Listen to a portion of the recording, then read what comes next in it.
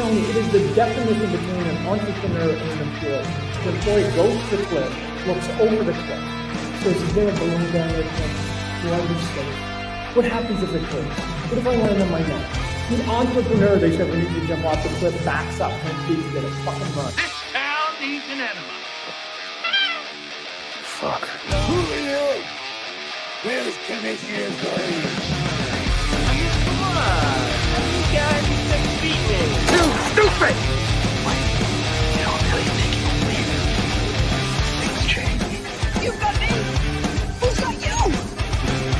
Everything changed. And anyone who tells you different is just lying. You know who this is? This is Mark motherfucking Sylvester.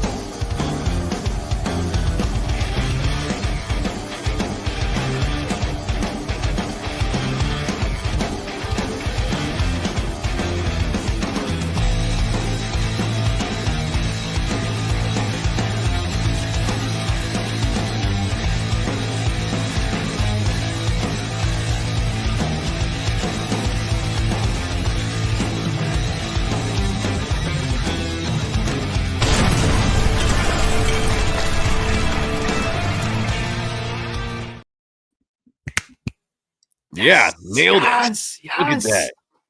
It's been a couple months and right back where we started. Right back where we still got it.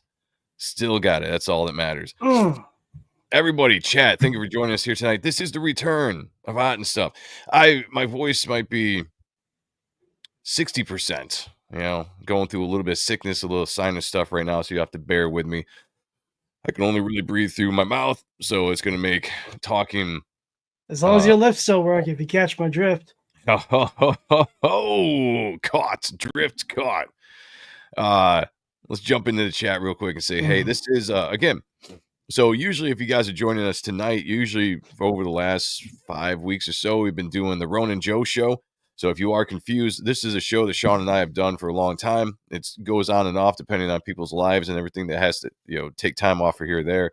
The Ronan Joe show will be moving to Sundays at 10 p.m. So we're returning Hot and Stuff back to Thursday.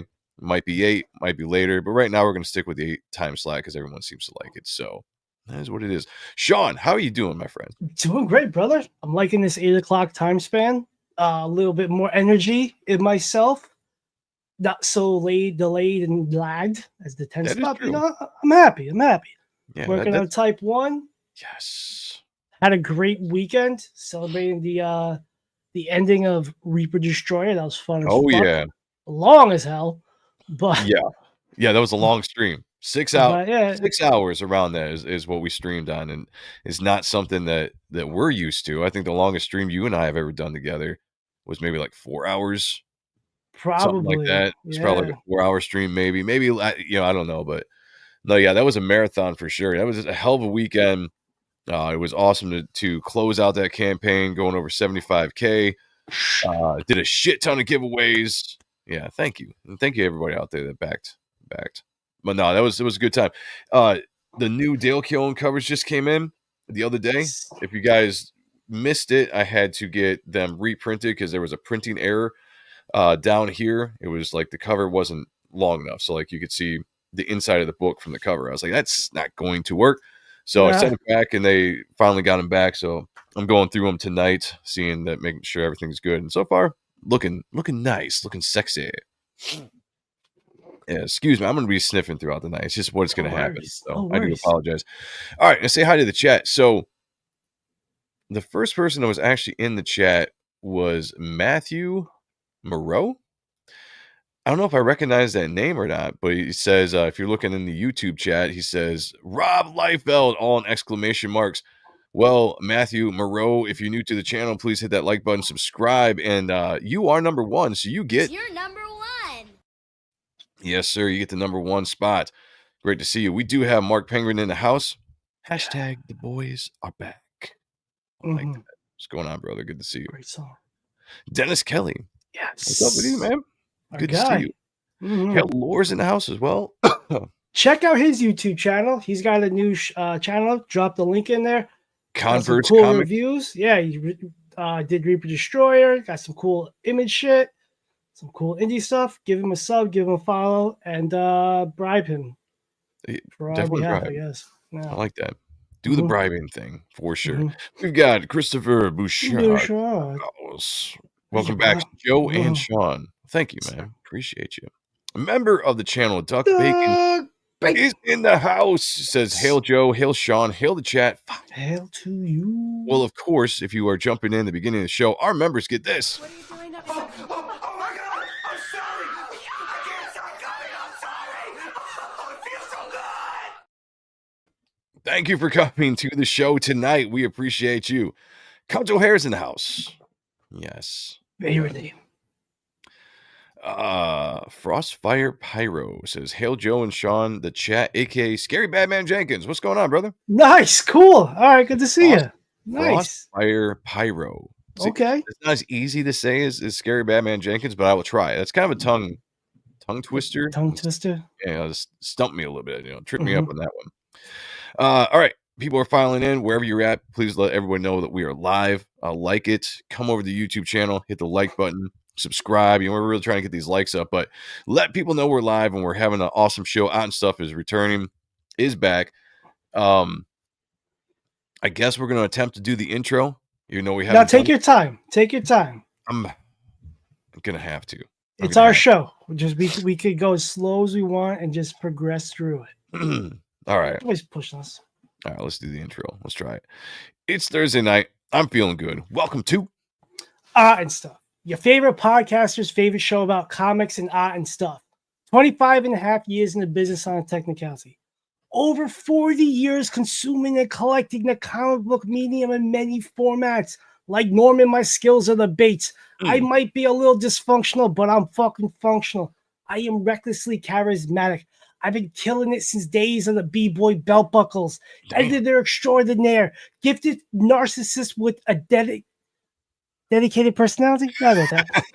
The Hispanic god on paper. I'm smoother than your days another ruse. Creator type 1, the only one except no duplicates. I'm cooler than the gang Jersey's finest. Sean Ahrent, with me as always, my brother and I. Very talented, very sexy, very distinguished. All of us narcissistic, but never vain. Staunch defender Rob Liefeld and Gina Carano, and a lover of all things 90s. Joseph Michael Sonntag, or Joe M Sonntag if you prefer, as the Pope likes to call me, JMS. Also, that the chat likes to call me, Ronan Joe. Welcome to the show, and as always, what an awesome show we have for you tonight, because we are going to be talking about some of our favorite subjects. That's right, Mr. Rob Liefeld, Youngblood, the blood is back, 2025. How you feeling about this, Sean? Because I am psyched. Fucking hype, baby. Like this is what it's all about. 2025 so far has sucked, but hopefully with the spring and the fall, whenever the issues of Youngblood come out, it will be fucking extreme, pun intended. Oh, that's a good drop. That's a good like drop. Look, I still have these fucking fingers, these figures. Get these fingers too.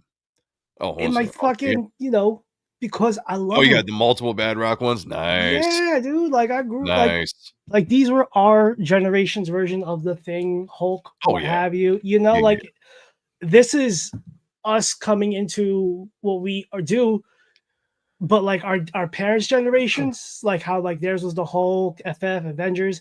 We had Youngblood, Wildcats, Cyberforce, Spawn. So it's cool, man.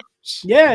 It's mad cool. Yeah, Bad Rock was awesome. Originally Bedrock, changed the name. I actually like Bad Rock a lot better, but he was our generation's Thing and a lot cooler. Like I always liked the Thing. Don't get me wrong, I'm not a huge Fantastic Four fan, but I always did like the Thing. But Bad Rock was just, I don't know, man. There was something. The thing about Rob Liefeld, and the whole Image guys, the whole Image craze of the 1990s, 92, that made things so fun is The characters were fresh, and they were just like you connected with the youth, right? The youth of the 90s. It connected with them. You see the visuals, the designs, not just Badrock, but you had Chapel, which was an awesome character. Shaft was an awesome character. Youngblood jumped on the scene and was just a breath of fresh air, man. Like it's Mhm. just I still go back to the old books every once in a while, flip through them, and I just remember what it was like in that early 90s period when Image was coming around and just revolutionizing the comic book world with these fresh, new, yes, derivative-esque characters, but this is what I say all the time when it comes to selling things. Give the audience something familiar. Mhm. Everything about Image was familiar. Wildcats felt like X-Men, Youngblood felt like, Teen Titans slash, X-Force or whatever. Sure. Whatever, go down the list. People can have their complaints about what they were, but then you jump in, it's something brand new. So you get something familiar, then you start reading, you're like, oh man, this is brand new, and these characters are badass. There's more violence. There's more, in some books, some sexual situations and shit like that. And for a 12-year-old getting into it, 10 to 12, I mean, it was something else, man. Life changing. Inspiring. Like I remember just getting the books and just wanting to create my own characters, my own versions of those guys that we just got introduced to. That's how you got Yeah, streets. yeah. No, that's it's really thanks to Image Comics that any of my characters I've created, including Reaper Destroyer, even exist. Mhm. Like I wanted to be those guys. I wanted to be Rob Liefeld, Tom McFarlane, Jim Lee, even Eric Larson back in the beginning. Sure. Yeah, of Mark course. Silvestri. I wanted to be these guys. I wanted to have a studio. I wanted to create characters, make awesome art, awesome stories. I just cannot like when I reminisce. When I sit here and reminisce, I just cannot get over like how amazing that period of time was for comic Mhm. books. And it also makes me sad because we'll never get it again. It makes me sound old, but we'll never get it again. So Sheldon. Sheldon Martin's in the house. What's good? Youngblood? Yes, sir. Mhm. Hold on a second.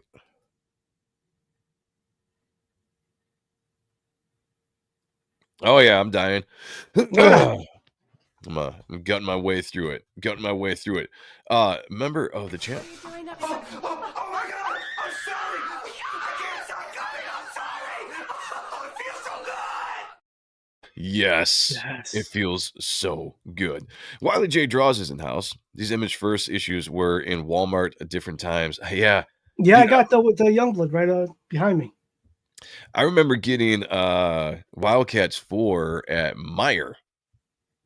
Myers Okay. used to have Myers people if you're not a Michigan person, you don't know what it is. Myers is like a chain. It's kind of like Walmart, right? But it's a Michigan thing. I think it gets down into Indiana, some parts of Illinois.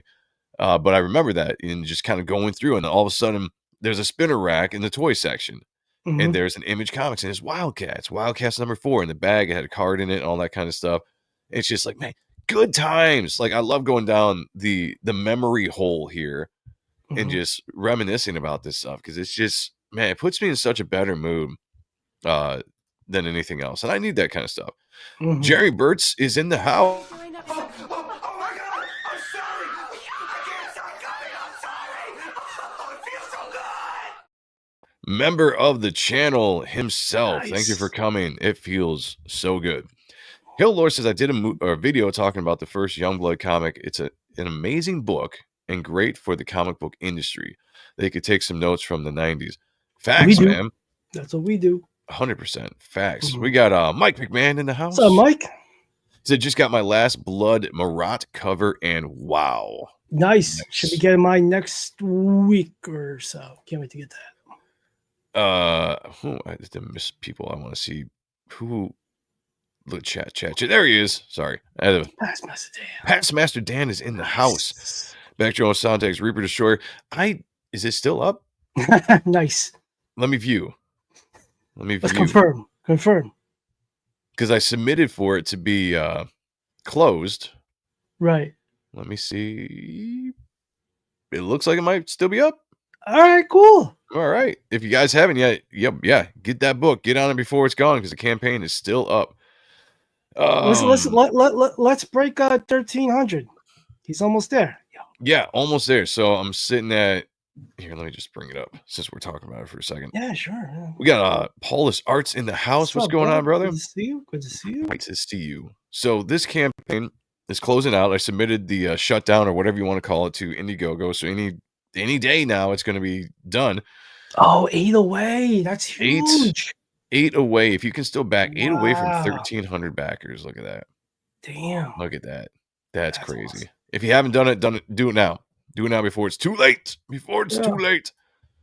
All right. I think everyone's jumping in here. Past Master Dan, Paulus Arts is in the house. Great to see you guys. Thank you for joining us tonight. Before we jump into the subject of Youngblood, I wanted to cover something that if you guys watched the closeout stream that we did on Saturday, we talked about the whole drama going on with Rob Liefeld and Marvel, right? It's, people covered it. It's been covered, so we're not going to go over that again. You know what it is. But I did see Rob post this article the other day, and I went and read it, and it says, I wanted to cover it here because it's our show. Yes, our show. Do what I want. This column by Rob Solkowitz. I don't know how you pronounce the name. He says, sorry, but Rob Liefeld is 100% right about 100% right about creator rights or creator credits. And this is vindication right here. A couple of weeks ago on his Robservation podcast, which I all stress you guys go listen to. It's a fun podcast. Does a lot of deep dive into comics, not just his, but just comics in general. It's a very good comic book podcast if you haven't read it yet. And truth. There's a lot of truth. There's some stuff that he was talking about with the Kirkman stuff where I was there in person. Where I'm I like, still gotta that catch happened. that one. Yeah. Oh, really? Oh, I gotta catch that one. Yeah. And let's see. Rob Liefeld dishes out the story of how he was slighted on the red carpet and denied access to the after party following the premiere of Deadpool and Wolverine last summer. And intimidated. Wait. Intimated? Intimated? Is that a word? Is that a word, people? He was only grudgingly invited to the premiere in the first place. This is one of the reasons he gave for turning down any future Marvel work. Despite the warm commercial reception for his recent return to Deadpool team up, warm. I'd say it's more than warm. It was well received. Moist. Reaction to this within the comics community was varied because, well, Rob Liefeld is not everyone's favorite creator. That's an understatement. There's a bunch of haters out there. It's called Rob Liefeld derangement syndrome, is what it is. A lot of people think that he got as much mileage out of his creative career as anyone could reasonably expect. So who is he to complain about this kind of slight? I heard a lot of people saying that too, like, why is he complaining? Like he made money, blah, blah, blah. He's just selfish. I think this guy's going to cover this here pretty good. Cool. But if you listen to the podcast, he's actually making a larger point about the role of comic creators in the media world. He's not the first one to make it, but he has one of the larger platforms, and whether you love him or hate him on this matter, he is 100% correct. The squeaky wheel gets the shaft. Liefeld has long taken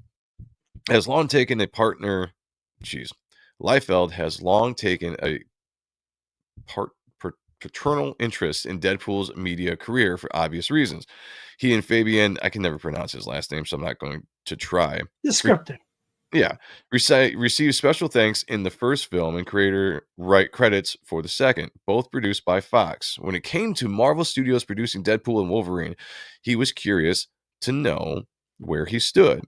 According to the story he tells in the podcast, several weeks before the launch of the film, he sent an email to Marvel that argued strongly that the creators of the underlying comic book properties should, in general, receive higher billing and greater consideration in the promotion of the films they were currently and receive higher billing and greater consideration in the promotion of the films than they were currently, and wondered what Disney was planning to do for him given his willingness to be a part of promotional efforts. Now, here's the thing. They should have taken him up on this because Rob would have been the number one promoter of this movie. Yep. Hands down. I mean, he would have been podcasts. He would have been going around interviews, doing everything he could. He's the kind of guy that Marvel would have wanted to have going out and promoting this movie. Not just the stars, not just Ryan Reynolds and Hugh Jackman going around doing the whole media tour that they did, but have Rob Liefeld go do something. They should have done that. I'm He did surprised. that with 1 and 2, but that was Fox. So That's true, and this is the difference, a bit cheeky perhaps, but as he says, you'll never get anything if you don't ask. That's true. Apparently, this inquiry was unwelcome, and weeks later, Liefeld and his family found themselves unwelcome at the Marvel's big Deadpool bash. Coincidence? I'm sure.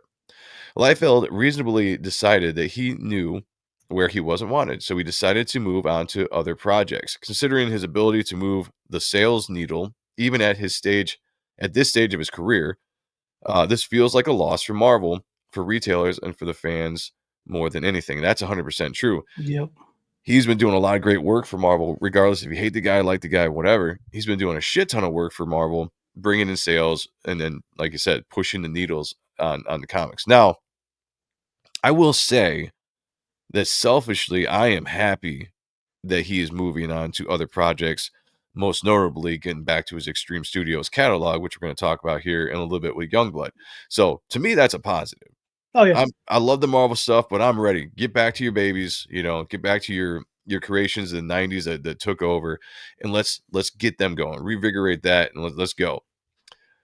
Credit where it's due. Before landing us in on the story, Liefeld spends more time waxing nostalgic, as he often does on the podcast, about watching Superman the movie when it came out in 1978.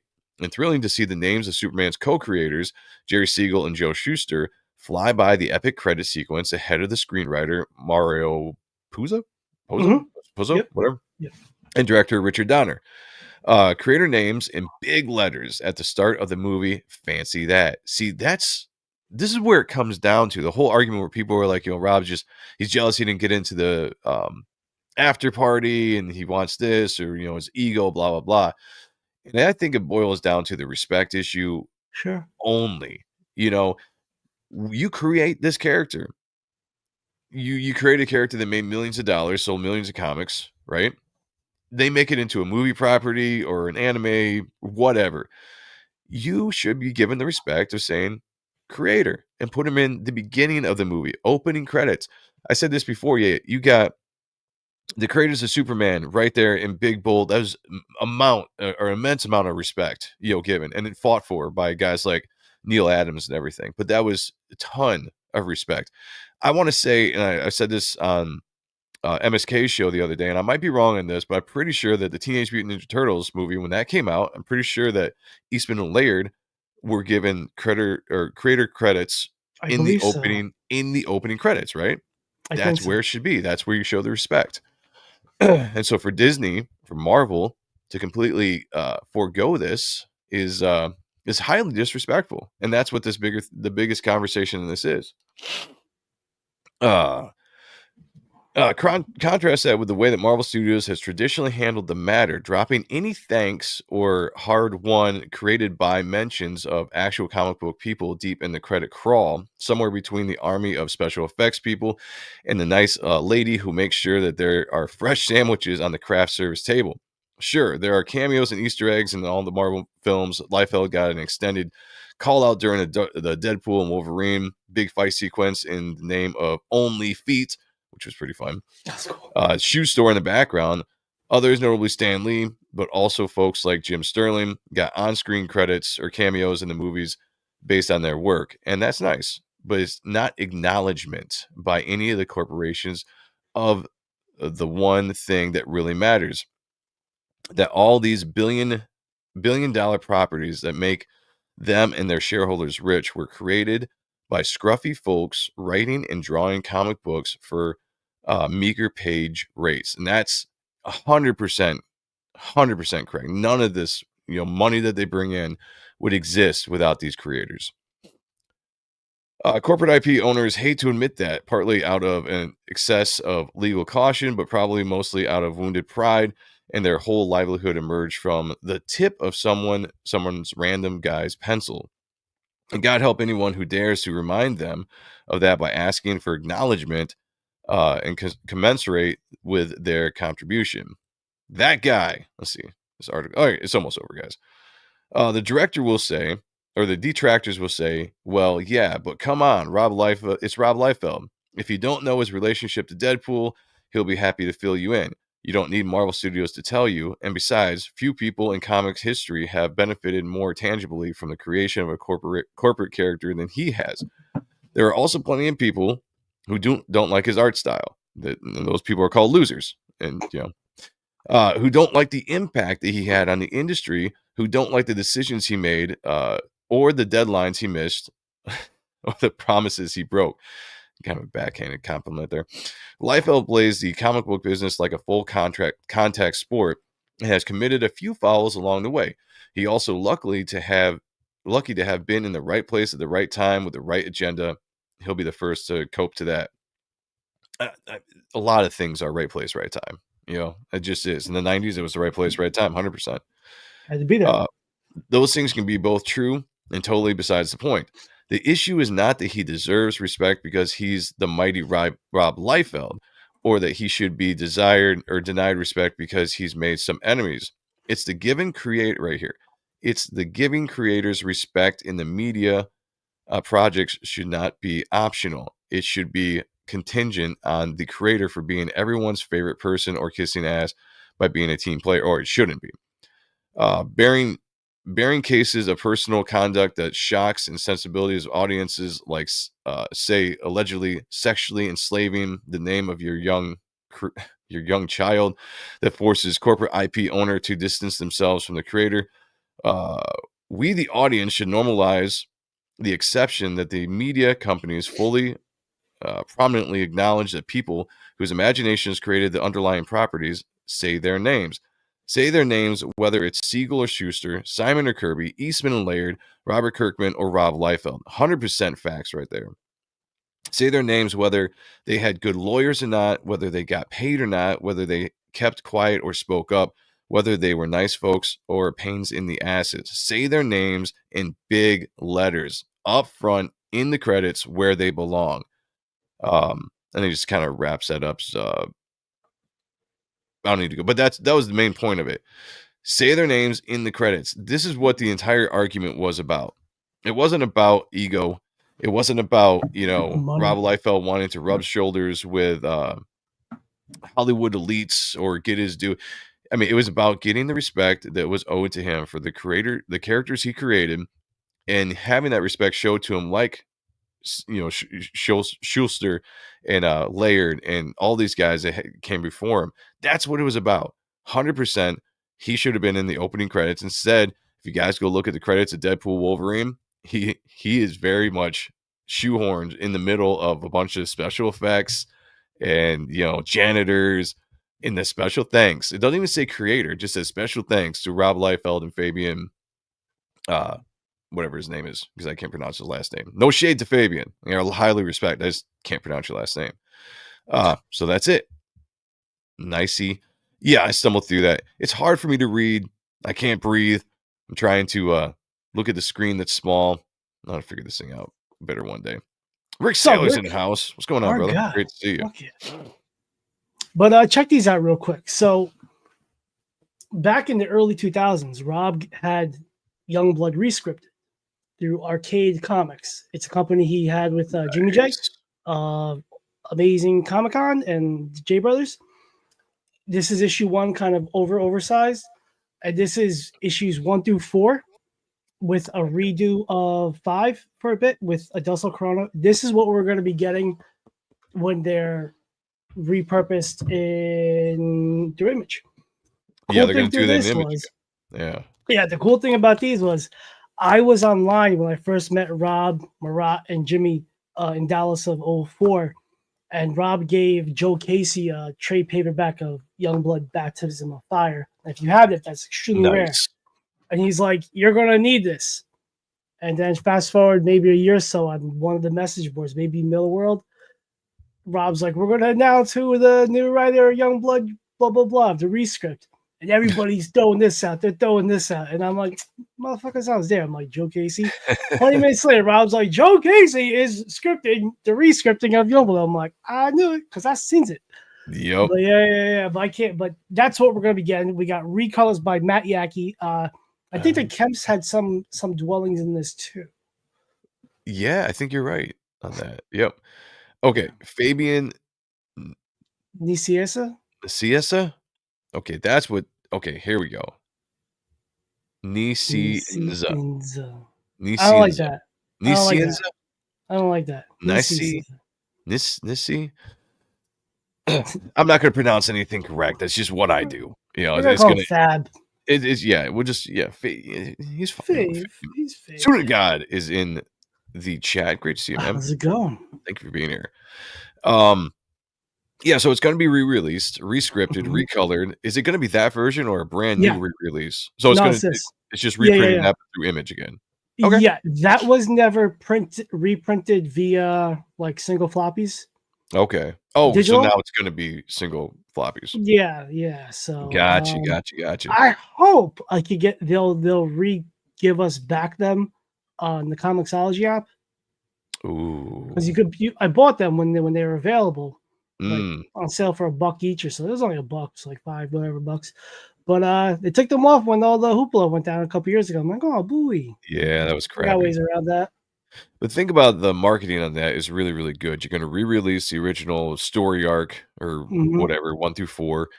Updated colors, updated scripts. Because a lot of people, if you listen to Youngblood, people didn't like some of the scripting of Youngblood or stuff like that back in the day. It didn't bother me, but that's what some people will say. And then you're going to follow that up with the drop of the new Youngblood. And the thing I'm excited about with the new Youngblood, where did I put that? That is not it. Oh, I'm dropping the ball. Did I not put that there? Did I send it to you? I must have sent it to you. Where? Oh, the text message? Oh, that's why I texted it to you. Okay. It's not on X. All right. Let me go to Rob's site here. Let me collapse this so I don't dox people. Rob posted Youngblood art the other day. If I can find it. There it is. Let me bring this up. So this is what got me excited. He posted this the other day, and I was just like, oh, man. You know how cool it is to see these characters again in 2025? Fuck yeah. Like, drawn by Rob Liefeld. Yeah. You know, you got the cooler version of Chapel with the shaved head. You know, like that was always, I thought, like kind of the cooler version. Die Hard looking all badass. He's got red eyes. I don't know if he had red eyes in the original or not. I can't remember. I think he just had white eyes. But those are cool. Shaft has a cool new design. Dude, I'm excited and ready for this. So reprint what they're going to reprint, put it out, and then 2025 at some point, I don't know what the date is, this is going to drop. And I am so excited. I don't know if it's going to be ongoing miniseries, what they're planning on doing with it, to be honest with you. But I am 1,000% so damn excited. This and Hush are two of the biggest things I'm excited about 2025 hitting the LCSs. Yeah. So Carbon Dioxide's in the house. What's going on, brother? Cool, Finally able to catch a live stream. Great to have you here, man. Good to see Appreciate you. John Snowden in the house. I'm getting Jane Silent Bob vibes from the guys. From us? I'll take it. Snooch to the booch. I guess. I'm just trying to make it through this show and be able to breathe. I cannot breathe through my nose. I'm so stuffed up. It's basically just mouth breathing. Plugged up. Plugged up. Shout to Dale. Blue Boy Comics says Rob Liefeld has almost 10-year-old Kickstarter for crowdfund. He crowdfunded and never fulfilled and pretends it never existed. LMAO. Let me tell you something, Blue Boy. Let me tell you something. The Kickstarter wasn't his campaign that he ran. He's actually come out and talked about that before. It was run by somebody else using his name, and he was a part of it, yes, but he wasn't the one responsible for fulfilling it. He advertised for it. It is what it is. The Indiegogo campaign absolutely fulfilled. It was late, much like a lot of the people that do crowdfunding, but I got my Kickstarter or my Indiegogo books from Rob. I think Sean, you got yours as well, right? I got some floppies from Rob. Yeah, from that campaign. So that's, it does suck that Kickstarter's out there, but again, he's explained it a ton of times. He was not the one that ran it. So it's much like Brett Booth running or being a part of a Kickstarter or IGG that still hasn't come out that was actually what was the writer's name? Scott Lobdell, Was it Lobdell? Okay, it was Lobdell's campaign. I believe. Yeah. It's much like that, right? You know, it's like some people don't have the direct responsibility of those campaigns, so it's not really on them when they don't come out. So it is what it is. But I get it. A lot of people are upset about that. Still see it as like this, this great cardinal sin that can never be forgiven. But I'm just like, you know what? I'm over it. I don't care. Looks pretty good. Yes, it does. I remember reading that the producers of Road to Perdition didn't want anyone to mention comics in the media. Well, Yes, they're a lot of losers. people were. A lot of people were ashamed of comics. It wasn't until Marvel really kind of took off, the X-Men specifically.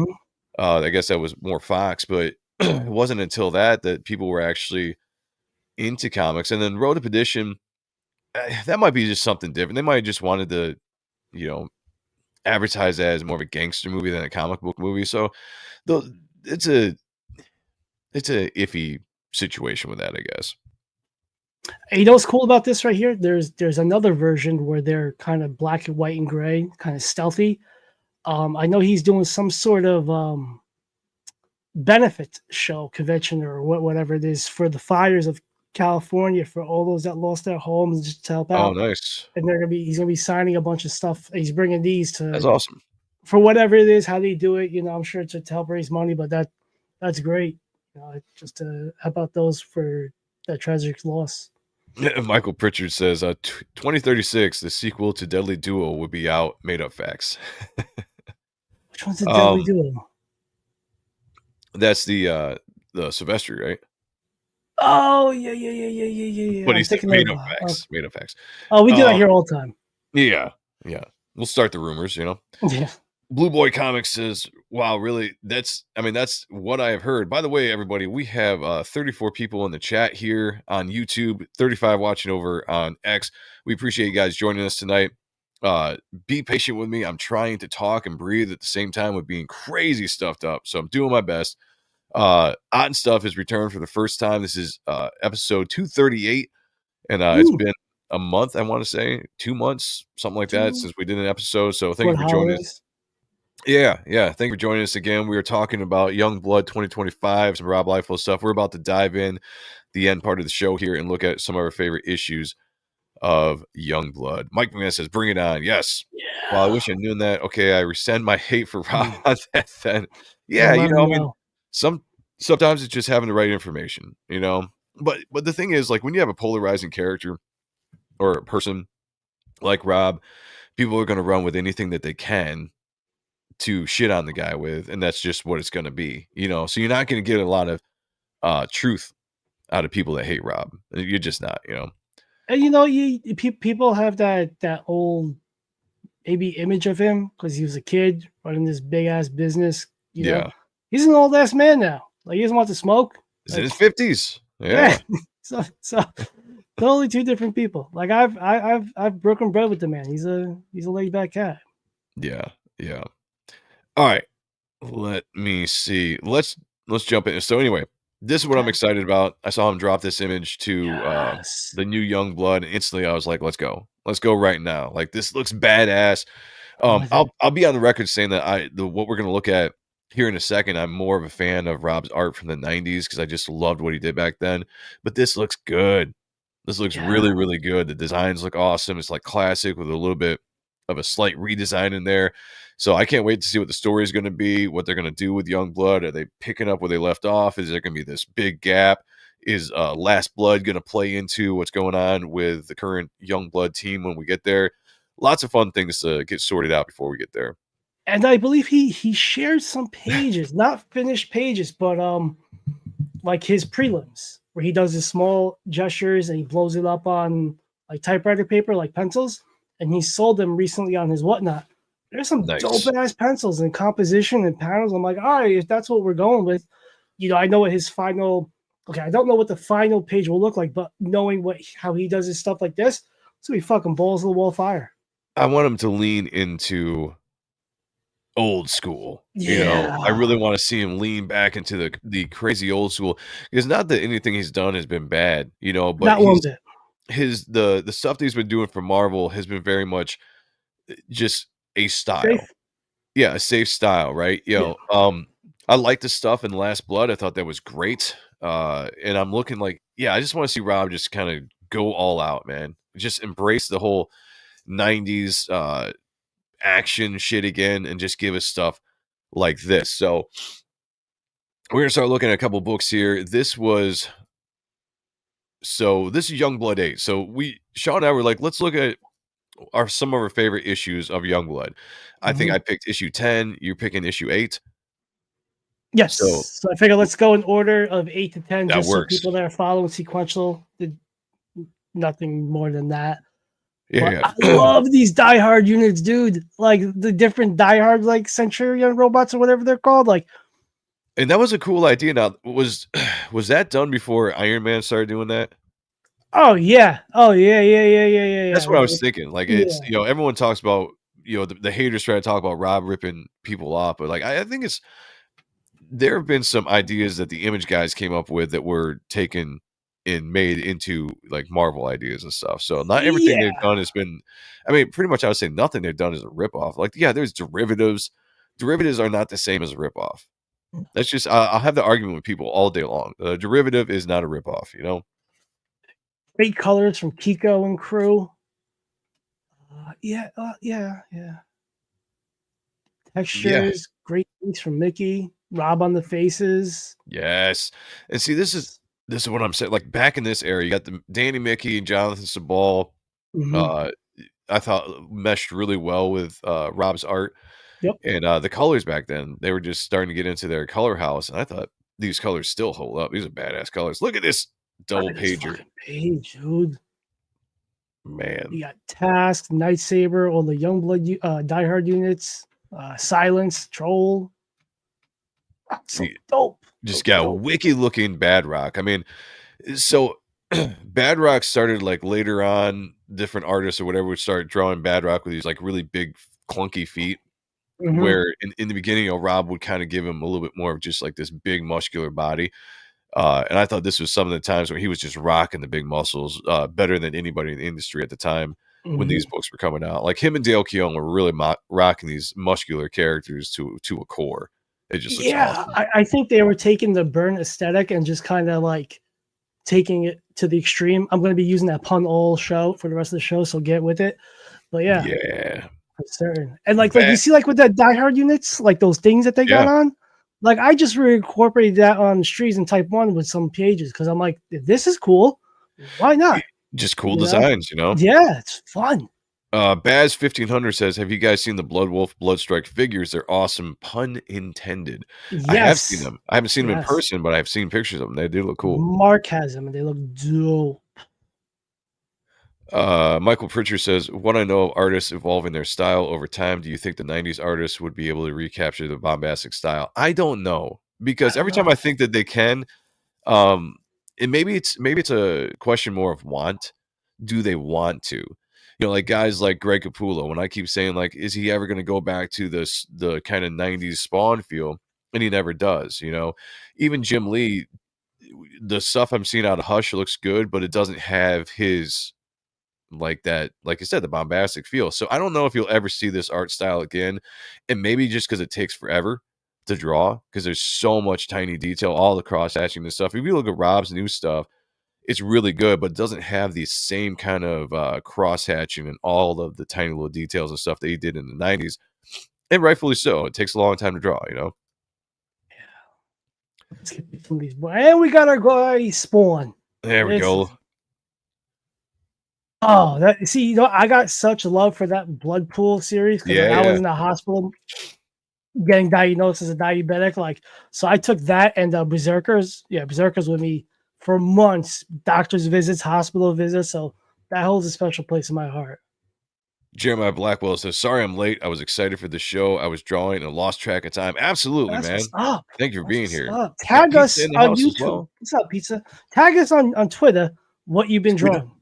Yeah, Twitter. yeah, we'd love to see it. I think I get blown away. So this is Bobby, and am I not mistaken? It wasn't Bobby an actual character in Spawn, and I think Rob it's just one kind of of was the like, one. "It's gonna kill him." Yeah. And maybe it's not the same character, but I thought there was a bum named Bobby in the actual Spawn book. I think this is him. I don't know. I can't remember. Yeah, just wicked shot though. I mean, the art at this point was just so fun. The violence, it's cartoony, yeah, but the violence is just so awesome, and the colors just do a great Here job we of go. just Here we capturing. go. Look at this Look at that. double Gear. page, Can I say this vertical again? spread here of Chapel. Look at that badass shot. See, Fuck this yeah. is what I miss about Rob's 90s style. And again, like you can break up artists from era to era, right? Everybody evolves, everybody does different things, everything's good, right? Same thing like with a band. I can like a band's music from the 90s better than current stuff, but it doesn't mean I don't like it, right? Right. And it's the same thing with this. When I look back at Rob's 90s stuff, man, it's just like you said, balls to the wall, badassery. So cool. Yeah, I just love this. I mean, the detail is great. He actually does a pretty good Spawn. Yeah, he does. He does a badass Spawn. It's hard to unlearn when you've progressed. Yeah, no, I get that too. I agree with that. I just feel like if you wanted to, you could probably recapture this because you could probably go back to the techniques and stuff you used to do when you were doing this style if you really wanted to. And they might not, The 90s hits difference, says Mike McMahon. That's That's 1,000% a hard true. facts. 100% true. Nothing better than vertical spreads. I'm telling you. I remember talking to somebody. They're like, we don't like them. They're like, I don't want to have to turn the camera. I'm like, what are you talking about? Like, that's what's the How cool lazy thing about. are you? Yeah. Like, Got a that's couple of what is type one. cool about those. Fuck yeah. Oh, look at that gradation on Black Rock. He just came up with names upon names. Black Rock's Well, BlackRock has a different connotation to it now. yeah. But yeah, back in the day, it's actually What an does it actual mean? character. Like crack? No, there's a corporate. If you want to get into politics, like Nah, there's a corporate, yeah, it was people out there. No, that's all I'm saying. Okay. I think once they get rich, they get lazier. Now, here's the thing, carbon dioxide. Oh. I think that Rob Liefeld has actually gotten better. Now, I think Rob he evaluates himself, right? And he probably heard all the criticism of his art in the 90s, although most of us love the just kind of Kirby-esque, like foreshortening and just big proportions and all that stuff. I'm not calling him Jack Kirby, guys. I'm just saying like that's what it reminded me of. Relax, nerds. Right. Yeah. Relax, nerds. Don't hit us up in the comments with your feels. Don't at me. But I think in the current day, like he started to get better with proportions. Not because I think he had to, because I think he wanted to show people like, dude, I can do this. Rob's a classically trained artist. People think he can't draw. The motherfucker can draw. That guy's talented. Yeah, he's a talented artist. He draws the way he wants to draw because that's the way he wants to draw it, So I think his current style gets a little bit more proportions. Like you're not going to see these big bodies, big upper bodies, smaller lower body stuff that you see in the 90s anymore in the current art, because I think that's just the way the art has kind of gone in comics. Yeah, he's less Adams and manga in that visual representation. I think his figure work. There's a bit of Mike Mignola just on like the traps, and I'm gonna be told I'm wrong, but more realistic. I don't know. I love what he's doing, man. Like, call me a homer. Like I'm here for it. Hey, we'll be homers. It's all good. Christopher Bouchard says, how many Youngblood comics are there? They've made in different iterations, right? The original run was 10. 10 and then like 20. No, then like early teens for the second. Then there was Team Youngblood. When they came back in 2012, they got up to they put them together from Awesome to Arcade, and they made, I think it was 71 to 77 or 78. So maybe no, and then they came back out in 2017 with about 10 or 11 books. So maybe like in the 80s collectively. Yeah, a decent amount. A decent amount. But the ones that like Rob specifically drew is probably a little bit, less. Look at again, this is the thing as a young comic book reader / aspiring artist, that you used to just get to these big double page spreads and it was just like, wow. You look at the detail on this and just it's still impressive to this day. Like when we do stuff on Appreciating Comic Book Art Live, it's similar to kind of like this. it takes me back, man. I'm still impressed with the work of the 90s. Look at that. Yeah, Just that's great. energy, Backgrounds. Yup. energy in your face, just brutal, fun action poses. Oh, man, look at the muscles. Muscles on top of muscles, Yup. bounce lighting, under lighting, cross hatching. Oof. Beautiful colors. Like these colors kick most of the current stuff's ass. Like I don't give a fuck. Like if you flip through like a Marvel or DC book, like nothing could touch this shit. Yeah. Yep. Jon Snow said anyone who slams Rob should flip through his first DC work, Hawk and Dove. Rob draws high Yeah, quality classic comic book art, 1000%. And that's great those way. Great point. panels. Yeah, there were some great fucking panels. Jeremiah says 90s was awesome because it was over the top. Thank you.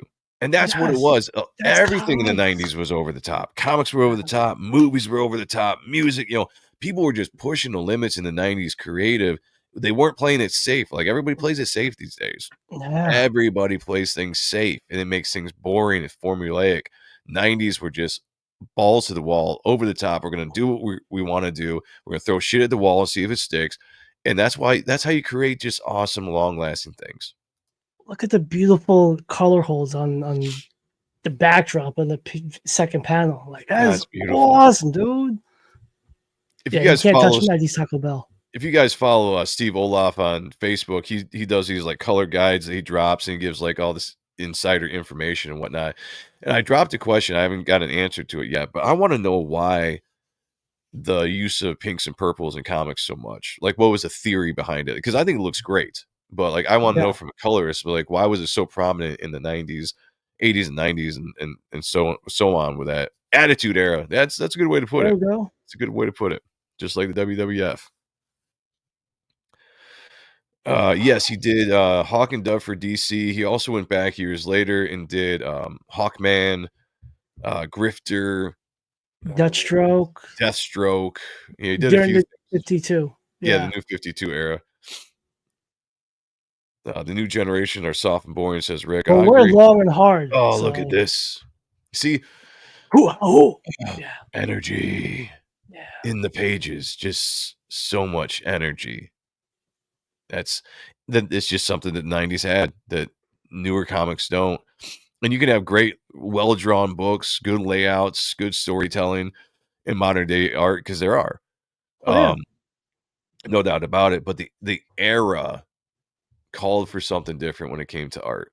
And I do think that the Image guys, all the guys that came from Marvel to start Image, all the guys that started underneath them, really carried that going forward. And I think that's why it made the 90s special, and why there's been such a big noticeable difference from that pretty much dying off over the last 20 years.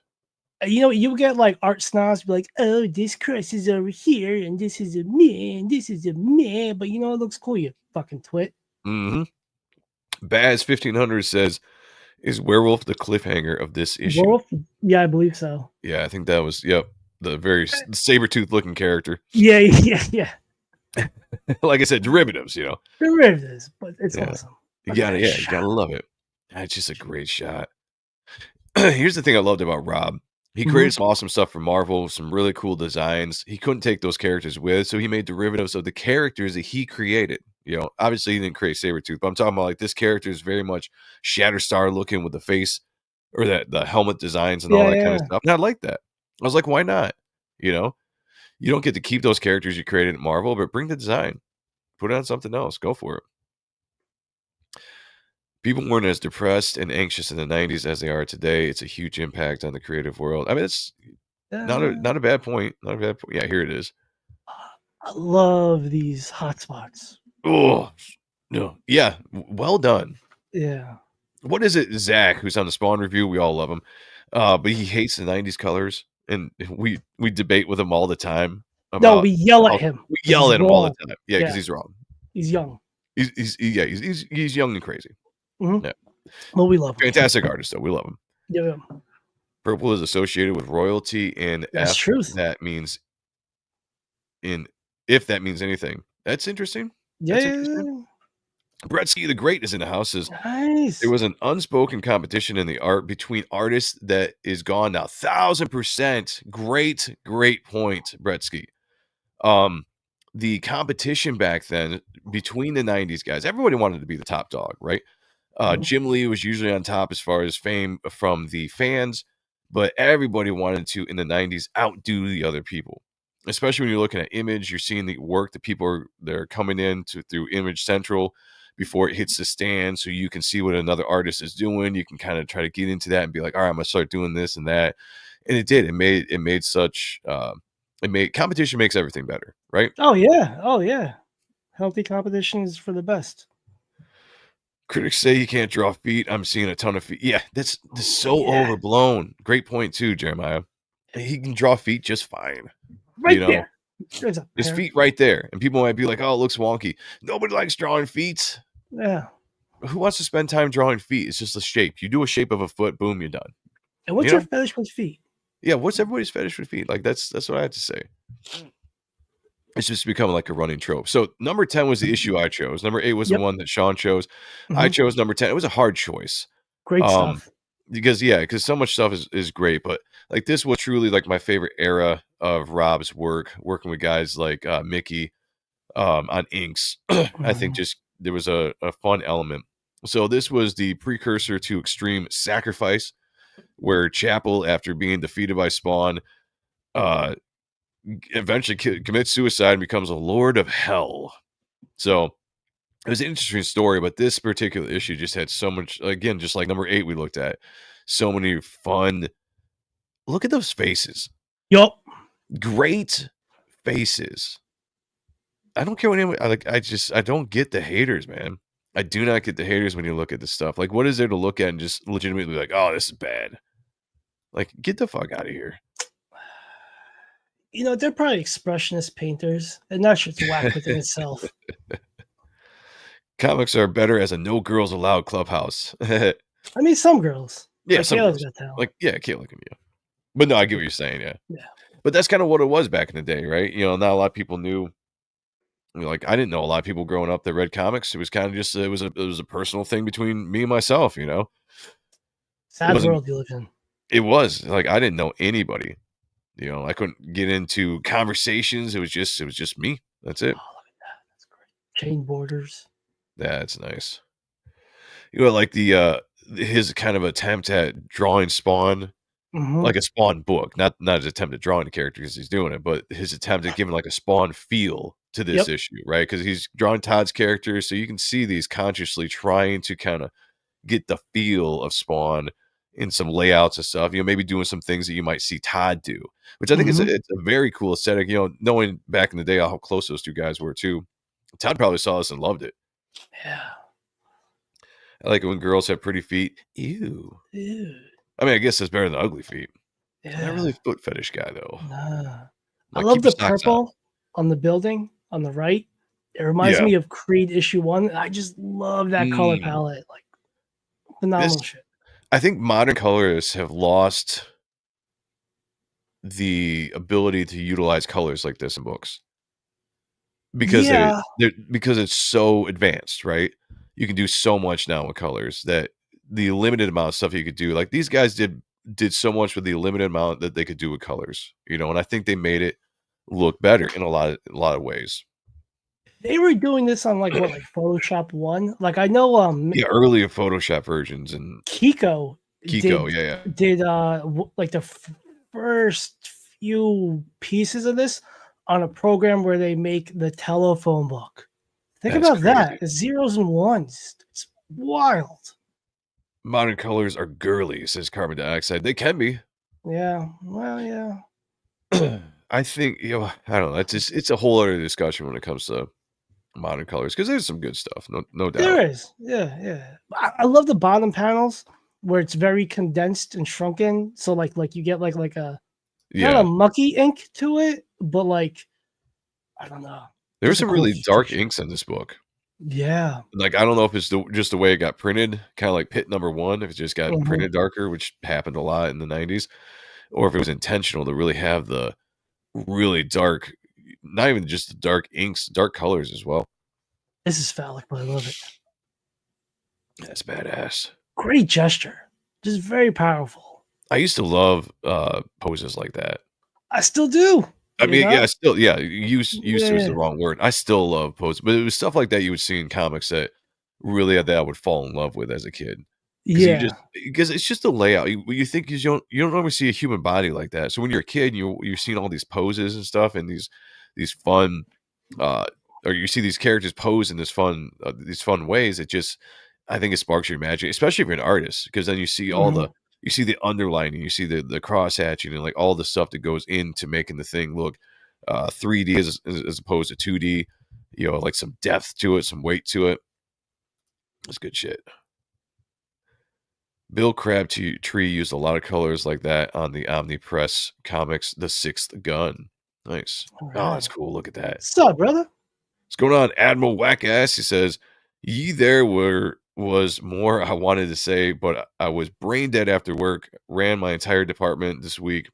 When my air gun exploded after a year of me complaining about it. Glad it wasn't in my hand." Well, yeah, that's a Ouch. good thing. Glad you're all right. Yeah. I love the fact that the werewolf character can actually turn into a gigantic wolf. So Right. he's got the saber tooth like aesthetic, but he can actually go one step further and become this like 15-foot, Monster. just monster werewolf. It's badass. That's a cool pose. Like this gesture, like the back, the lean. That's tough. Drawing the backside of a figure Yeah, because then you gotta draw a dude's butt, and it's just like ain't the easiest. you know, you make it No, too because curvy and it looks too girly. It's well, no, what I mean is like we're so used to doing the chest and the abdomen and whatever, yeah, but figuring out the back muscles is a little bit tougher because you don't really see those so much on the day to day unless you're in a certain business. But to each their own, you know what I'm saying? yeah. By the way, everybody, we got 40 people in the YouTube chat. Shout out to the Core 20, which I did not give you a shout out. So let me do a hail Nice. the Core 20. Hashtag C20. And everybody, wherever you're watching, we got 40 people over on X as well. Please hit the like button, share it out, come over to the YouTube channel, subscribe. If you haven't subscribed, it's the first time watching, please hit the subscribe button so you can get awesome comic book nerdy talk like this all week long on the various shows that we do.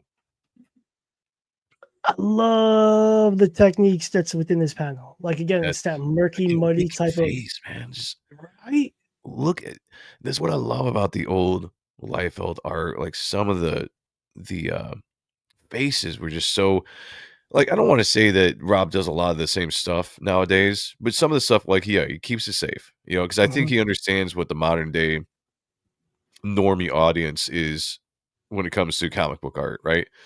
They might not be ready for some of this stuff, but looking back at his 90s stuff where it's just kind of like I'm going to draw whatever the hell I want to draw. And a face like that is just that's exactly what that is. Look at the lighting on that. Oh man, it's so good. And then to go like 180 to this beautiful but menacing female, like it's Yeah, he drew some good looking females. yeah, he did. Yeah, he He did. drew some good eyes, good Yep, noses. nice A boobs. really solid nose because it became more popular, like with Turner and Silvestri, to draw less of a nose. Yep. Like less lines were better, and it does. It absolutely works, but he always really went out of his way and drew an actual nose, which is kind of hard to do on a female character and not make it look too manly or too old. Yeah. Tartan Like Ninja is in the house. Great to see you. what's going on? Iodine74 is rock and roll. I'm listening while searching reverb for guitar pedals. Nice, man. Nice. That's awesome. Eric's in the house as well. Great to see you, brother. I was a bigger fan of Bloodstrike and Brigade. Those are good books too. Very cool. Very cool. Shout out to Like Dan Frega and Marat Michaels. right here, like normally you wouldn't put that type of shit on a woman for trying to de-age them or age them up, but it works here. Too many lines on the face if you don't do it right. Yeah. Yeah. And a good crotch kicking shot, like him and Jim Lee Great upshot. Yeah. were able to do that quite a bit. Yeah, and it's not an easy pose to do. To draw No. that part of the woman like that. Like it's just, you can get into some dangerous territory if you don't know how to do it correctly. Or if you're John asking them to Stone pose would. that way. Right. Yeah. That's Cool, awesome. cool. Yeah, it's a classic Rob shot right there. He still does that pose to this day. Oh yeah. Oh yeah. Classic. Frank Millerisms right here. Yep. Yeah, the little figure work, just showing the sequence of the action of the battle. Beautiful. Pinkish, but this whole page Again, is purpley and blues yeah, and it just to a degree, but fades into the red when it's showing like the more Mhm. mortal slicing and killing action. You know, you Yeah. get that red showing the kind of how do I explain that? Red is a color that just it's intense, right? Intensifies. So the Mhm. action intensifies. Beautiful stuff. And here we go, you know, just get like a full splash page of the kind of the same thing, just no border panels, just yeah, fun stuff. Frank Millerisms, like storytelling 101. Yeah, 100%. I mean, those are a lot of Frank Miller poses and just Mhm. sequential storytelling right there. You know, I mean, he had his influences on the sleeve, you know. Sure, I like yeah. that. But that's what also made comics great. You know, I don't see things like that as being a ripoff or something. To me, that's homage. You Mhm. know, if you do something like that in a comic where an artist before you made something famous and you do something very similar or like people call things swipes in the professional field, I think that's more homage than anything. Yeah. You know, I mean, there are some lazy artists out there that just rip people off, but if you get a guy like Rob Liefeld that talks about how he respected Frank so much and all this stuff, that's an homage. It's not a swipe. Oh, look at that. That's so cool. That's so good. So awesome. Yeah, these are just macho books, right? If you guys listen to Rob's podcast, he talks about the producer for Million Dollar Man and how the Mhm. guy always said, you know, like, we make it macho comics, man. That's what this exactly what this was. Macho books, the testosterone, you know, loved it. And I can't wait to get more with what he's doing with Last Blood and everything. Yeah, Last Blood was looking really good. And if that's any indication on where he's going with the possible reboot or relaunch of Youngblood, I'm down for it. But again, look at these page layouts, the panel Yeah. layouts, great. You know, like that's why I love to do that kind of stuff in Reaper Destroyer. It's just freedom to not have Yep. to take your ruler out and make these perfect panels. You're like, no, man, this is an impact page. You know, it's you're showing chaos right now, so make the panels reflect that chaos. You know, and that's one thing that's just in the sequential storytelling in the '90s that was amazing like that is because the entire page was fun to look at, not just boring panel to panel, you know, sequences. And that's what's so great about being in the independent scene. You can do whatever you want. There's nobody telling you you can't kill off certain characters or make them in whatever situation you put them to because they're yours and you just feel whatever's best for your gut for that story and those characters to go, hey, for the fucking fun of it, Yeah, 100% top over, you know, like it's mostly for the fun of it to amuse yeah. ourselves. But that's what I love being an indie artist or Sheldon independent. Sheldon Martin says, "That's good to hear you say that because I'm gonna homage the hell out of my next comic." That's what we Seriously, do. that's what we do. No lie. Do the modern comic artists for the big two ever cite their influences? Um, some Some do, do, you but I know, haven't really listened to. Yeah, maybe not a lot of interviews with modern artists. You know. like the only one I really listen to interview wise is Ryan Stegman, but like he's our generation, so it's Yeah. pretty much the same shit. I love this character of BlackRock. He got Yeah. decapitated and just put his head right back on. Like that's cool. There's such an anime fucking feel to him with this, you know, shit eating grin, you know? It's awesome. Image Comics was the action movie of comics. Yes. Yeah. Yes, and if you love the action comic genre or the action movie genre, look at this. Then you're gonna love the '90s in general, but like Image for sure. That was straight fucking action, you know. That is just a fantastic use of perspective as far as like the size difference there. But then you just get the pose of the female character, which I can't remember her name offhand. This Silence. okay, I wanted to say Riptide, but that was a Brigade character. Um, it's just an awesome pose, you know, like this tiny little character, but you know that she's badass, right? And this big fucking fat black rock character just staring down at her. It just is fun posing there. The colors too, man. Like the greens, everything just vibes. Yeah, character in stationary pose still has so much energy. Yes. Yep. Yes. Yep. That's the key. I mean, to draw something that's not stiff in a pose that's not like dynamic, right? But if you can do that and keep the energy, man, you're winning. You are winning. Mhm. When Stallone, Arnold, and Van Damme ruled, I miss macho overboard, tired of woke BS. Yeah, same. Same here. But this the color holds on the greens. Yeah. I Beautiful love, stuff. and I've said it before, I love greens, purples, Mhm. pinks in comics, reds, blue. I mean, I think in Reaper Destroyer issue 2, I'm gonna direct Dave to do a little bit more uh pushing old school than we did in Sure. issue 1. You know, I Yeah, really yeah, liked how issue 1 came out, but I think I want to lean a little bit more old school vibes with issue yeah. 2. I almost said Musada. Yeah, Thick she's the chick. one. Yeah, Okay. she grows. Now here's the thing with Mhm. this pose, right? And this is Yeah. where the whole "where's her organs broken back" pose came from. Uh, is it a realistic pose? No. Does it have to be though? Not at all. You know, most comic fans know, and your eyes know that you're looking at a fantasy. Something that's not supposed to depict real life. You know, this is not supposed to be real life proportions. It's a fantasy. It's showing energy. So this pose, who is it? Baz 15, whoever it was that said that the uh energy in a like a still pose. Mhm. This pose for this female character has a ton of movement and energy in it. When you take your eyes and look down from head to knee, let your eyes just flow through that body, and it guides you all the way through, and it provides movement, power as it's standing. I love this way more than trying to get a just natural body stand for a chick. Like there's Yeah.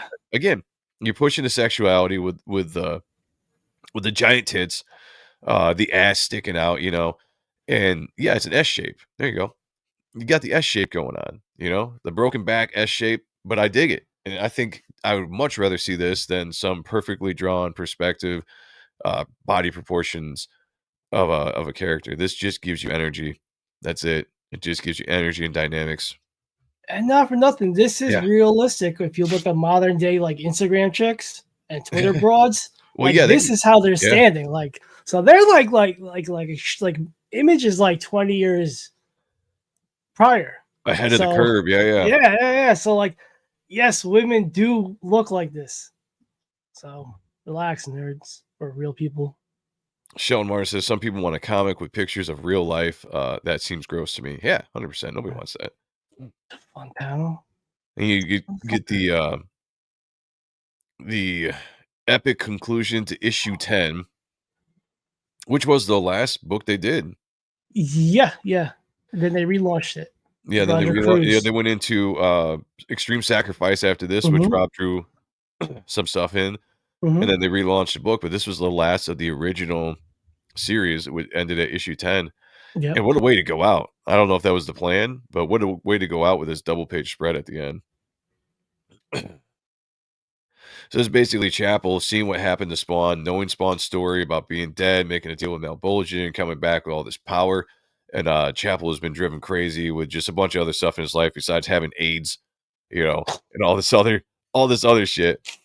Has this plan to do the same thing, to kill himself, go to hell, and come back as a somehow he becomes a Lord Hell. I don't know how that happens. I'd have to read it again, but this face shot, the the wrinkles and all the different lines that accentuate the intensity of that stare. You have the blacked out bottom of the face with just the teeth showing. I do like Staple that of a the lot. 90s. Yep. Yeah, I do like that a lot. Hey, you remember when AIDS was a thing? People like, oh, Yeah, that's like Magic everyone Johnson's has donated AIDS. blood to kids. You know, now it's like, what? Yeah, What's that about? I love these color effects. that's interesting. That top panel there, all in red. Yep. That is kind of that's interesting. I wonder what he was thinking about with doing that. Like, I wonder what the thought process was with that panel, because it It's goes from almost all this highly detailed stuff to this really just uh, simple line work with a gradation over it. it's like Frank Miller, but animated, and I know Kayla's probably watching. She's like, "No, what? Hear me out." There's a simplicity. Love you, Kayla. We love you so much, but I don't know. It's like a Frank Miller animated. So Yeah, it's Carbon one of those Dioxide is saying the things same thing too, with like Frank Miller vibes. Paulus Art says, "Get out of here. He got AIDS." Yeah, the government gave it to him. Yeah, That was a whole thing. Like, it was an interesting dynamic. You know, like you're reading about a character that has AIDS. Like, oh, okay, it's that cool. upshot's really tough with the nose. The nose is such a Kudos to anybody that's got the balls to do upshots like that. YSA is in the house. Hey guys, how is everyone? Hail the chat. Hail to you, brother. We're Happy doing good, birthday! man. Yeah, happy Oh, yeah, birthday, yeah, brother. happy Forgot birthday. to happy birthday. Hope you have a great one. Yeah, I hope you're just so happy to have nothing to be going on right now. You're like, I would like to draw trees from type 1. that's true. No pressure. Yeah, And here we go. there we go. This is how you. This is how you do an impact double page. Good lord. Good lord. Good googly moogly. There's an eyeball. There's Yeah, an ear. brain There's, matter, eyeballs, ears, skull, fraction. Just that is so awesome. Yeah, Stephen because Platt laid this out. Oh, really? Yeah. Nice. I did not know that. Some inside baseball there. That's cool. I love how they set this up though. Like you think you're gonna have this big, big fight between Chapel and Spawn, and he's setting him up with all this like intimidating dialogue and all this shit, and then he just blows his head off because he doesn't really tell you what his plan is until the end. It's like, all right, this is what's gonna happen. Bam. Al's like, he just gave up. Yeah.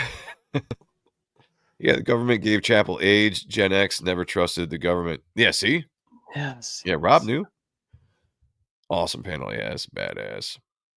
Yeah. No. I want my friend back. Yes. I love this era of Spawn with the shoelaces. Yeah. That was my favorite. That was my favorite face. Yeah. The shoelace. It was just it had some dynamic to it that his faces have always been cool, but the shoelace face just gave it something. I don't know.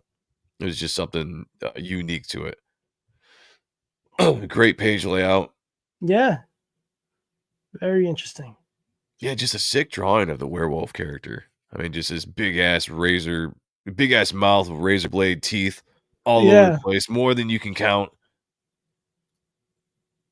Yeah, Rob gave Spawn nice teeth. He did. Yeah, he got some dental work when Rob drew him. I still don't trust the government. Well, recently, I trust the government way more recently than before, and everything else is dead flesh. Yeah, good shit. Monsters. Jasper's in the house. Oh, Hello, Jasper. Good to see you. Good to see you. Hell yeah. Hi. If you guys missed it, we were looking at Youngblood 8 and number 10. This is issue 10 as we're wrapping up the show here. Just talking a little bit about Youngblood coming back in 2025 and a little bit of Rob Liefeld talk as well. As you know, we are great supporters of his on this show, and we've been following him since we were kids. Now here we go.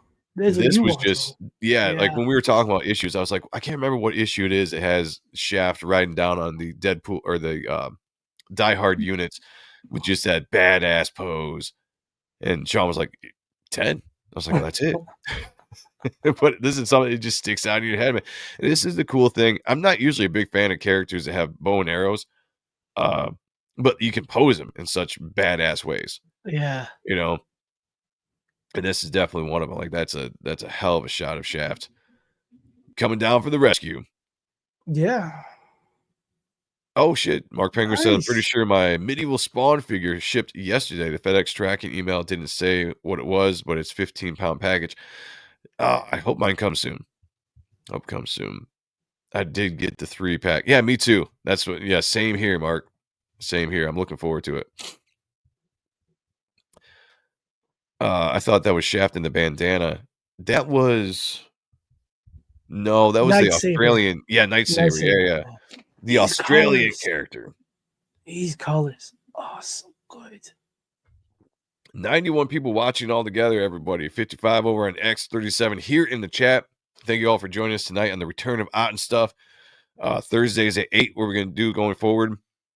and just gonna do some fun stuff, man. Look into the Mhm. things that we love, talk about the stuff we love, get back into more of the nerdy comic book talk that we did when we Hell first yeah. started the show.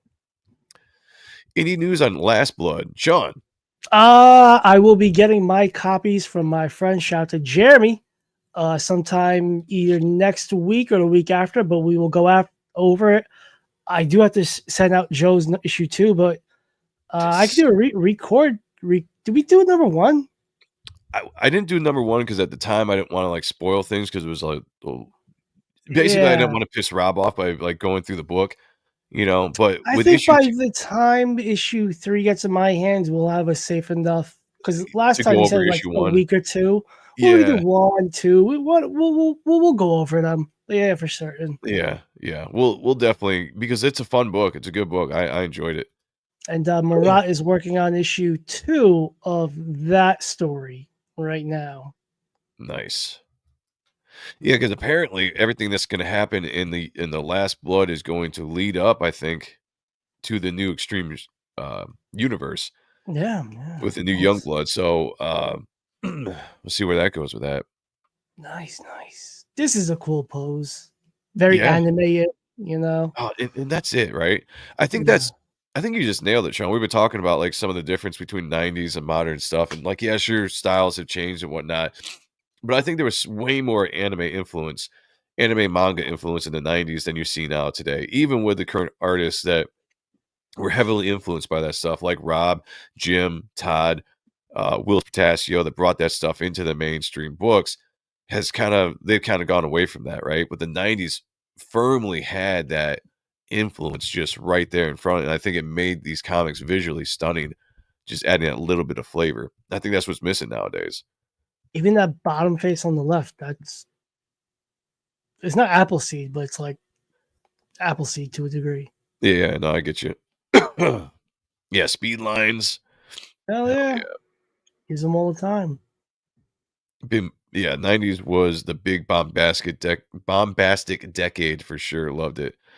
I want to see that kind of stuff come back because I still think that this is the best comics look or did look was this era. The older I get, the older I sound, but it's true. I'm going to use that.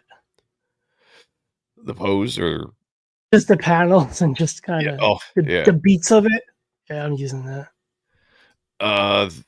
This is digital we're looking at, Yeah. but So they you can get it scanned in it. print. Yeah. It's easier to look at digital lately because it's just we're lazy, but like we've got all the physical books.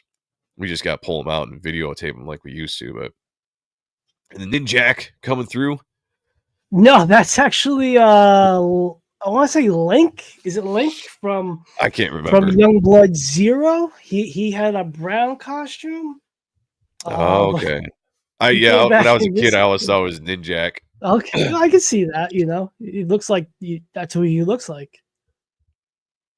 Yeah, Kirby with more details on steroids. Exactly. Yeah, for sure. Look at Okay, yeah, Baz is saying it's Link. Yep, you guys are spot on there. Decapitating motherfuckers. Choop. that. So cool. This And is how then you you've got introduce it. Kirby. Wait, this is Oh Kirby, right? no, Colonel Bravo. This is Oh, this right here. Shaft's Kirby dad, was I smaller. believe. Yeah. Yeah.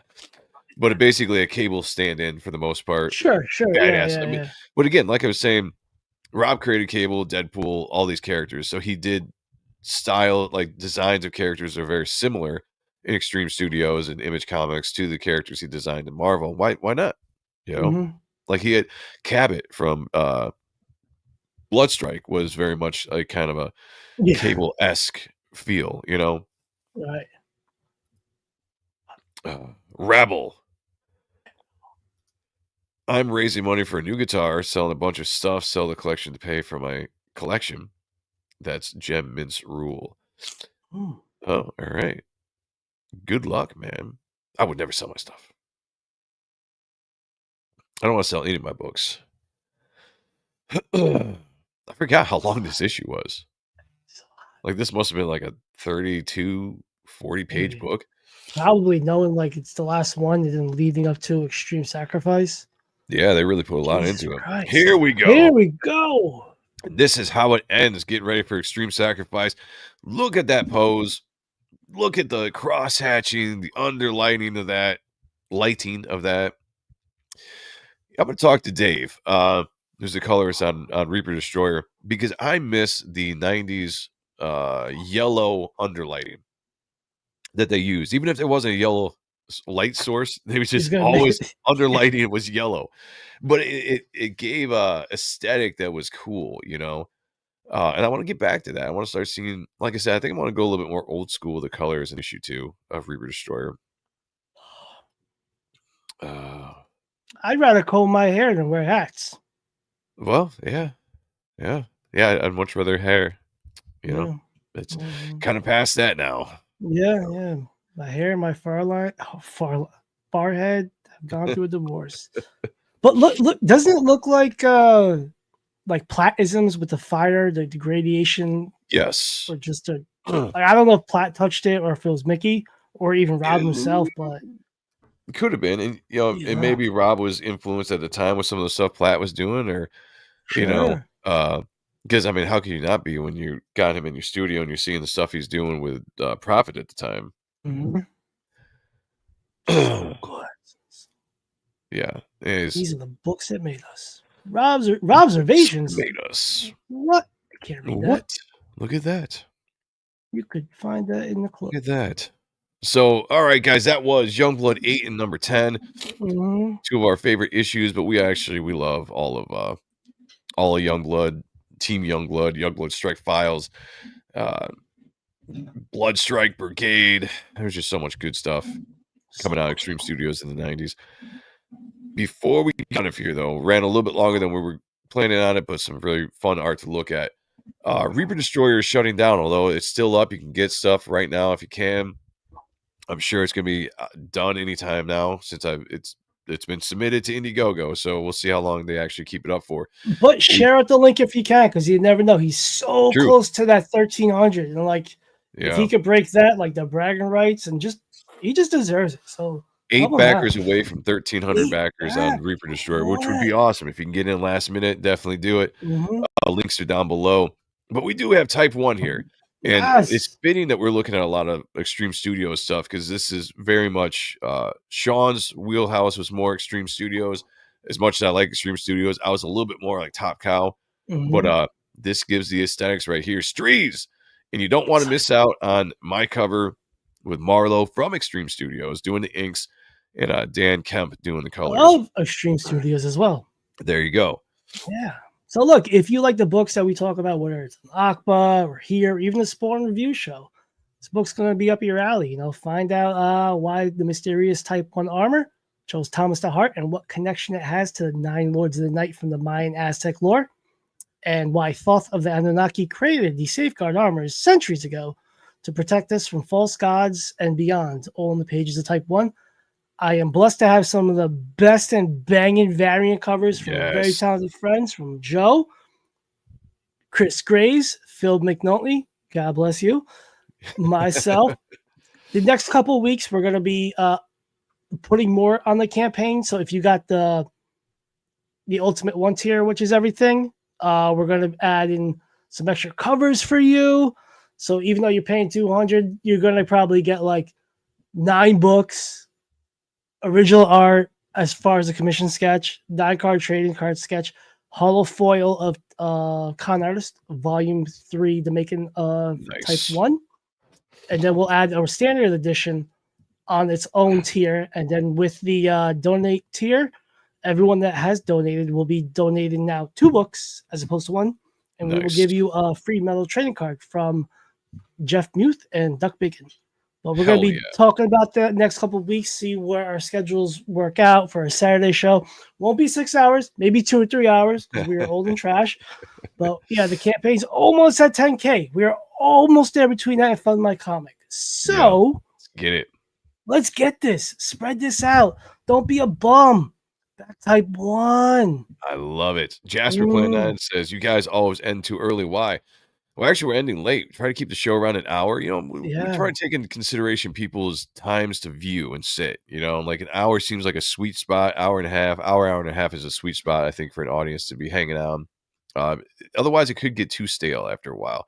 Yeah. Got Twisted Dreams in the house. Great to see you, brother. We do know that every time Twisted Dreams jumps in, I do play this. Subject's notes. The extraction theory papers. Am I the only one who did the reading? Great to see you, man. Doesn't matter that you're late. Go back and check out the rest of the show. It's been a very fun return of Ahrent stuff. Jabez, does the hero in type 1 go into DKA? DKA. You'll have to buy the book, help support it, make it happen, and you'll find out on the pages of type 1. What's up, Matt? Good to see you. What's going on, Matt? Great to see you. Yes, don't be a bum. Back type 1. Links are down below. I see Rick Saylor dropping links. And let me see. I'm gonna double check, but it was still at a go early on in the show. If it still is, if I can get to it.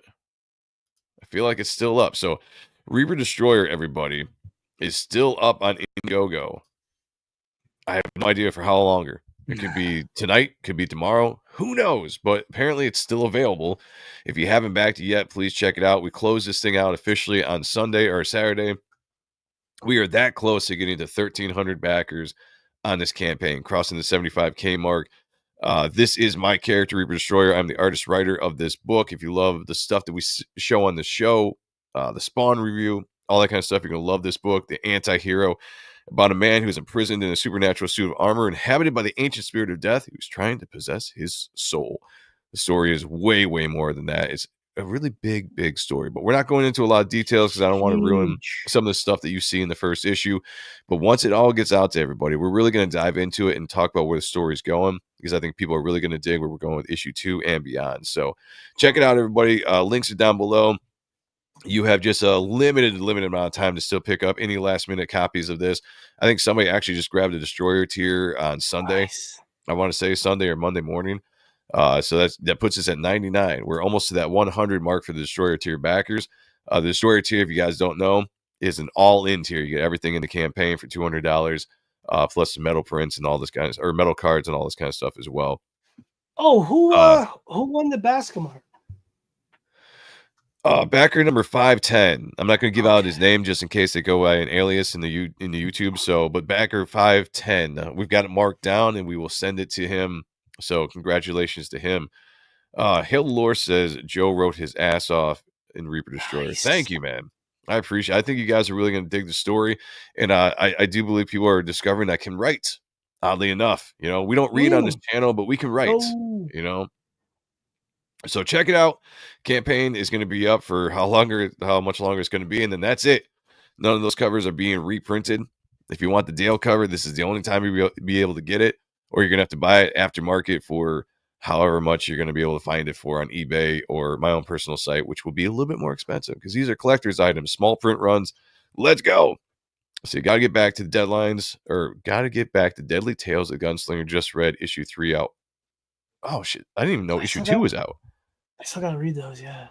I got to buy issue 2. I'm behind. Can't wait to get my copy. Thank you for the support. Everybody that's in the chat that backed the book. The books are going out now. I've got 30 orders sitting right over here. I have to get the postage on and send them out. They will be going out Saturday morning, I believe. I'll get them all posted up and out. So 30 more orders are going out. My mom is working overtime, packing up a lot of boxes. Like I said, shout out to Mama Sonntag for doing a lot of the packing while I'm working. I'm at work. She comes over to the house. She does a lot of good stuff. So if you guys didn't know, the new Dale Keown covers are in, which I had to reorder a bunch of them because they had a printing defect when they came. The cover was a little bit smaller than the rest of the book. Don't know how that happened, but I had to get a hold of them. I was like, hey, I need books. Need more. Need about 400 more. So they came today. I'm going through all of them, making sure they're good. But we are officially back up and running with the Dale Keown covers, which we had ran out of all the good ones up to this point. So, all right. I think we're going to get out of here. Back now and get it before Christmas. Best present to give to a friend. Yeah, do it. I did what Joe said, pictured him naked and had a nightmare. Oh, boy. Well, you still got to do it every time. Oh, man, I can't. I'm so stuffed up. I can't even breathe. But more importantly, this Monday on the Spawn Show at Monday at 9 p.m. Eastern, we got Brett motherfucking Booth. So come on, hang out with us, join the party, get your questions of hey, Brett, remember when you drew that? Maybe we'll read them. Send us super chats. We like money. We are easily bribed. That is very true. That is very true. And then this Sunday, the Ronan Joe show that was doing here on Thursdays at 8 for a while is moving to Sunday at 10 p.m. right before Late Night with the Gooch. We're going to do that show and right into Jay's show. So join me there for the Ronan show, which has been becoming a pretty fun show. People are digging that, and just me shooting the shit with the chat, looking at some of the latest pop culture news and whatever else I want to talk about. So the Ronan Joe show, 10 p.m. this Sunday, and then the Spawn Review Monday at 9 p.m. Akba will be coming back at some point. We'll keep you guys updated on all the stuff going on with that. But until then, be back here next Thursday, 8 p.m. for the Odd and Stuff show. We're going to get out of here. As I say to everybody out there, because I love you all so much, be good to each other. Take care of one another. And as always, picture me naked. Talk to y'all later. Peace. This is crack. Everybody wants to be cool. But doing it with crack isn't just wrong. It could be dead wrong. Oh, baby, when you talk like that, you know you got me hypnotized. So be wise and keep on reading the songs of the body. DJ Humberbug.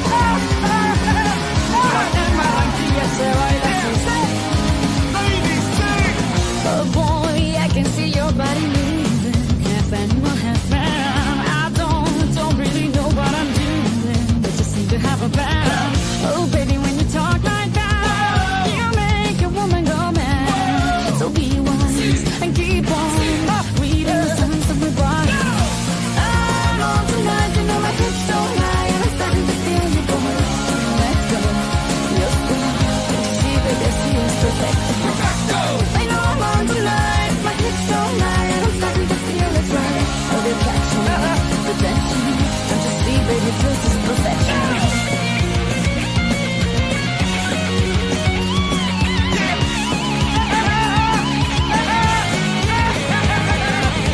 Hey girl, I can see your body moving, and it's driving me crazy.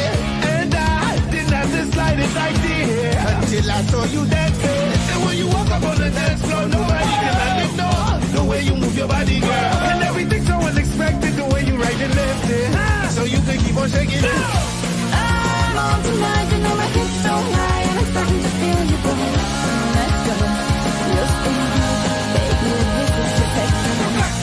I know I'm on tonight, my hips don't lie, and I'm starting to feel it right. Oh, the attraction, the tension. Baby, this is perfection.